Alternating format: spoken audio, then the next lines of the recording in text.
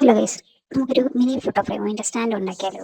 അതിനാദ്യം ഒരു പേപ്പർ എടുത്തിട്ട് 6 സെൻറ്റിമീറ്റർ ഉള്ളൊരു ബോക്സ് ഞാൻ വരയ്ക്കുക. നിങ്ങൾ എത്ര സെൻറ്റിമീറ്ററുള്ള ഫോട്ടോ വയ്ക്കാനാണ് ഉദ്ദേശിക്കുന്നത് അതനുസരിച്ച് എടുക്കുക. എന്നിട്ട് അതിൻ്റെ 4 സൈഡിലോട്ട് 4 സെൻറ്റിമീറ്റർ വരച്ചിട്ട് ഓരോ സെൻറ്റിമീറ്ററിൽ ഓരോ ലൈനായിട്ട് വരച്ച് ബോക്സ് പോലെ ഫില്ല് ചെയ്തിട്ട് കട്ട് ചെയ്തെടുക്കണം. എന്നിട്ട് ആദ്യം വരച്ച ബോക്സിൻ്റെ ലെങ്തിൽ എക്സ്ട്രാ നിൽക്കുന്ന പോർഷൻസ് മുഴുവൻ കട്ട് ചെയ്ത് കളയണം.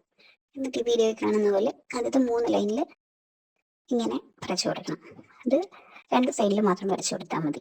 ലാസ്റ്റ് ഞാൻ ക്ലോസപ്പ് ഷോട്ട് കാണിക്കാം. അതെങ്കിൽ എങ്ങനെ വരയ്ക്കണം എന്ന് കൃത്യമായിട്ട് മനസ്സിലാവും. 3 ലൈനിലായിട്ട് ഇങ്ങനെ വരച്ചിട്ട് കട്ട് ചെയ്തെടുക്കണം. അങ്ങനെ 4 സൈഡും കട്ട് ചെയ്തെടുക്കണം. എന്നിട്ട് ഈ ഓരോ ലൈൻസിലും നമ്മൾ ഫോൾഡിങ്സ് വരുത്തണം.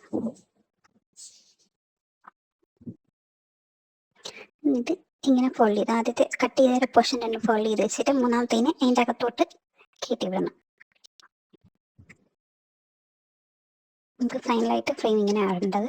അതിൻ്റെ അകത്ത് നിൽക്കുന്ന രീതിക്ക് നമുക്ക് ഫോട്ടോയെ എടുക്കാം. ഞാനിപ്പോൾ ഫോട്ടോ ഇല്ലാത്തതുകൊണ്ട് പേപ്പറിൽ എഴുതി എഴുതുക.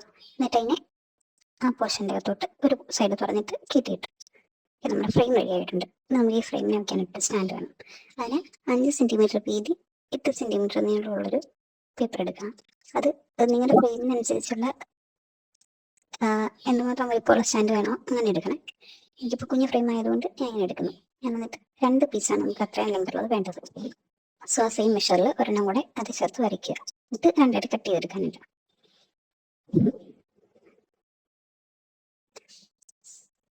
എന്നിട്ട് നമുക്ക് ഈ ഓരോ ലൈൻസിലും ഫോൾഡിങ്സ് ഇട്ട് കൊടുക്കണം. എന്നിട്ട് അതിനെ 2 കട്ട് ചെയ്തിട്ട് ഫോൾഡ് ചെയ്ത് ഒരു സ്ക്വയർ ട്യൂബ് പോലെ കുത്തിയൊട്ടിച്ച് കൊടുക്കണം. അങ്ങനെ 2 നമുക്ക് മടക്കി ഒട്ടിച്ചു കൊടുക്കാം.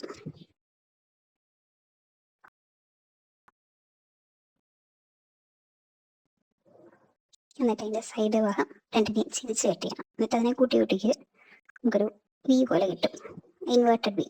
എന്നിട്ട് ആ വീട് അകലത്തിലുള്ളൊരു പേപ്പർ സ്ട്രിപ്പ് എടുത്തിട്ട് അതിനെ ഇതുപോലെ തന്നെ സ്ക്വയർ ട്യൂബായിട്ട് എടുക്കണം.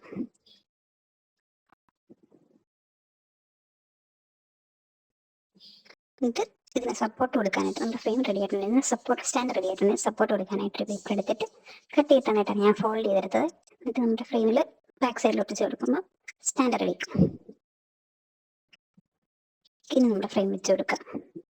ഫൈനലായിട്ട് നമുക്ക് ഇങ്ങനെയാണ് വരുന്നത്. ഇങ്ങനെ ഇഷ്ടപ്പെട്ടോ? അപ്പം ഇങ്ങനെ സബ്സ്ക്രൈബ് ചെയ്ത് കൂടെ കൂടല്ലേ.